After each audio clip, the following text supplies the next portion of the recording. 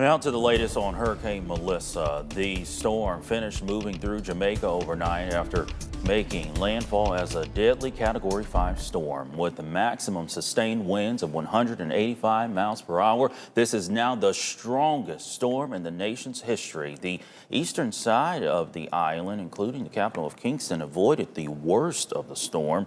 But the storm still caused flooded streets, power outages, and damaged buildings. The National Hurricane Center warned of the potential for, quote, total structural failure.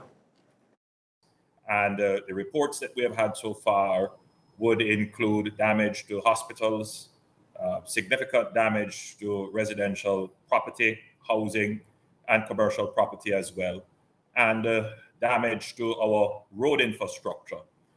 But I think that, we have mounted a very credible and strong preparation and recovery strategy, and that will help us to ensure that our citizens who may now be facing hardship, they can have confidence that the government will be able to reach them immediately after the storm is past.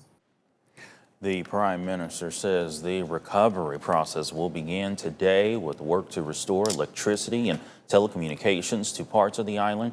Efforts will also begin to clear roads and deal with the need for food, medicine, and temporary shelter.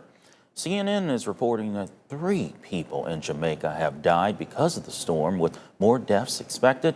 Meanwhile, tourists who were unable to leave before the storm hit are now waiting to hear when they'll be able to return home, something the Prime Minister of Tourism could be announcing very soon.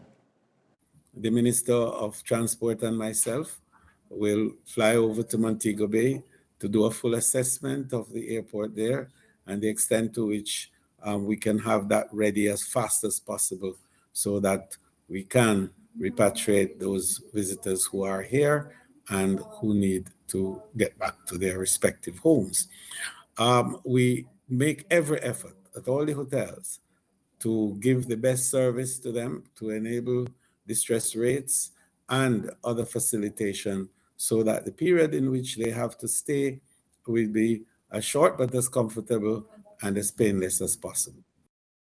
President Donald Trump announced he intends to send humanitarian aid to Jamaica.